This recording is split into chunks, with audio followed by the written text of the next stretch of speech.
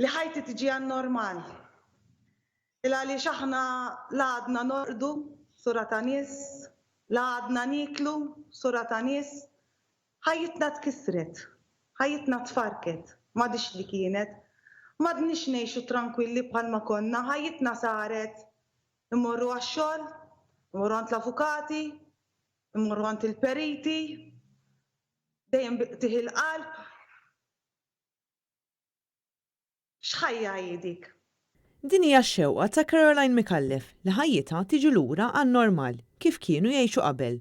Dan wara li sena ilu ħajjitha nbidlet mill-lejl għan-nar. Għaddejjin minn trauma kbira, ma nafux bil-Malti kif sa neħilsu minna din. Taffettwa lek ħajtek taffettwa lek ħajtek għax inti fil-li tkun komda ġo darek, fil-li kollok kollox u fil-li m'għandek xejn. Tiġi nieqsa minn kollox. Kien l-24 ta' April tal-2019 meta residenza ta' Caroline u tar-raġel tagħha spiċċat krollat minħabba li biswit kien qed isir xogħol ta' kostruzzjoni. Wara din it-traċedja kienu erba' il-familji li spiċċaw barra minn darhom, neqsin minn dak kollu li kien tagħhom. Wara sena dawn il-familji għadhom fl-istess sitwazzjoni, il-bot minn dak li xi darba kien tagħhom. Waqt kollegament fil-programm NetLife fuq Net Television, Caroline tispjega kif il-binja tagħha spiċċat iġġarfet bit-traskuraġni.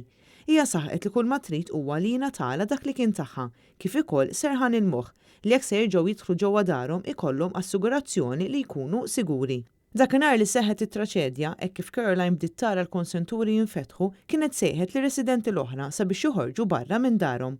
B'hekk bis-saħħa tagħha kienet evitata traċedja ħafna akbar. Li kieku waqa' qabel id-dar kieku waqgħet qabel u kienet tiġri ħafna traċedja kbar għax kienu jinqatlu skoss nies. Wara sena, Caroline qed tibqa' tinsisti li mis ċedi biex tieħu dak li bid-dritt huwa tagħha.